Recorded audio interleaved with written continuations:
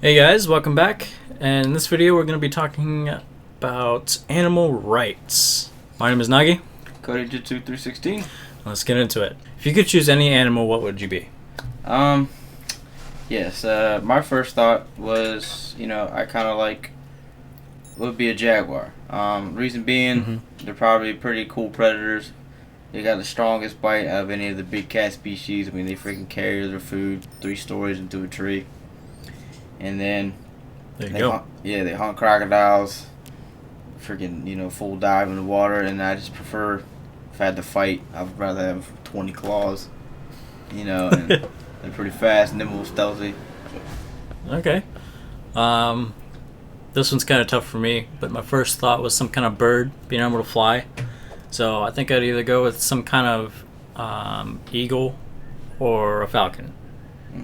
Get some speed, hunter instincts, see pretty far, and you're flying, man, up in the sky, free. So, is animal conservation something worth investing in? All right, animal conservation. Well, the big thing is pretty much a lot of your animals, your most popular, are always on the decline.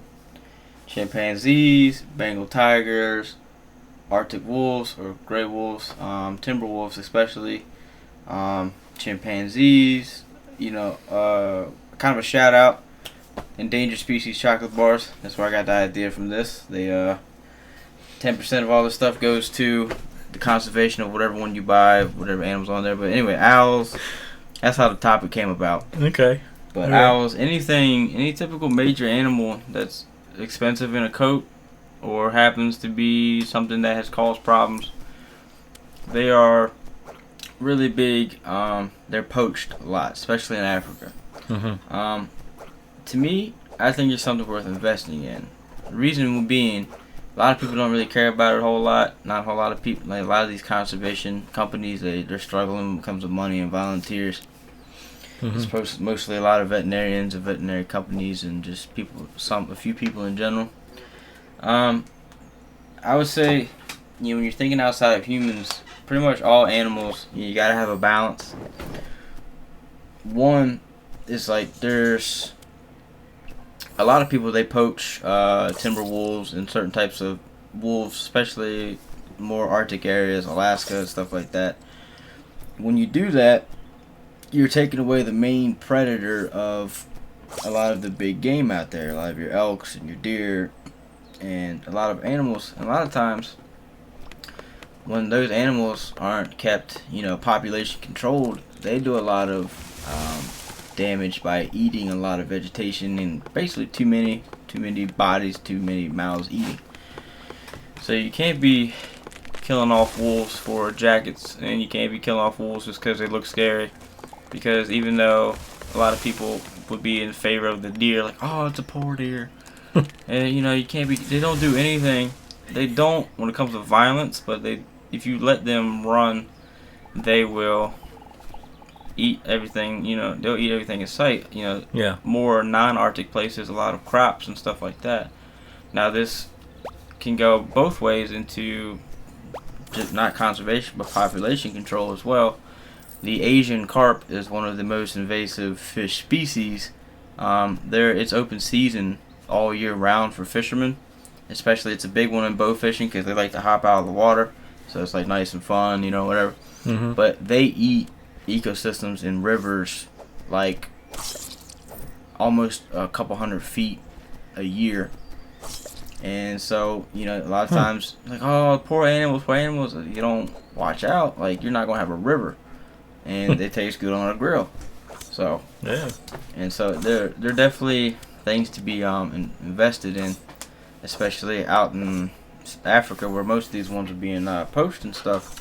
Yeah. If you're a lot of the chimpanzees and stuff like that, I mean, they're big just in the forest, and they eat certain types of things, and that would keep the balance on what they eat, and people constantly killing them. And you kind of need to have the balance outside of a human world, because same thing with bees.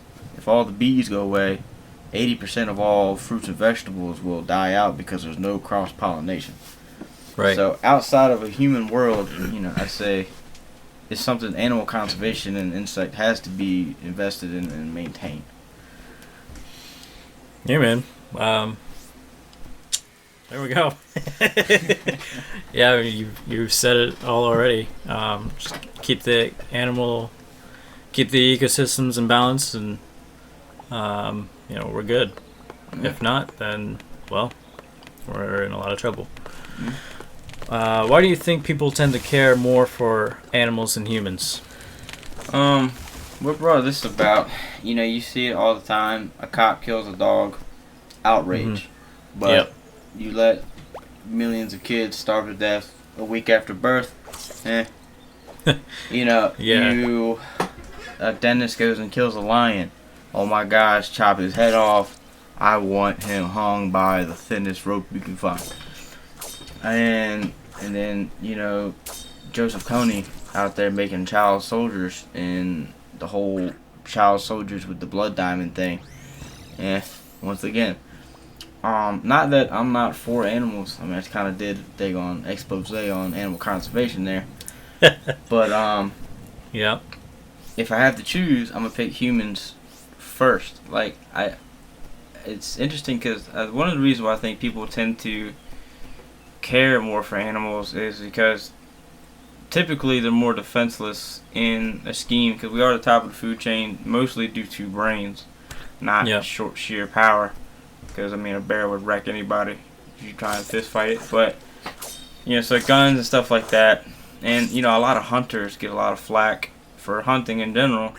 Because, oh, what are you doing? Well, hunters are the main people that conserve wildlife, from keeping them from getting out of hand. And then they have also a lot of laws where you can't be killing mothers, no babies. Yeah. You got to let the family still, you let them feed you when they get older, too. And a lot of vegetation, stuff like that. And I think, I kind of do agree with this. Animals are a bit easier to love. There's some people, if it's my dog versus them, it's gonna be a hard choice sometimes. It's like you've been a douche all the time, and then my dog loves me. I love my dog. I know some people, they just been treated better by animals. They could watch a man die if they had to, but they watch a dog die, and it's just like, their heart breaks. They see horse movies where it always dies at the end. They're just like, oh.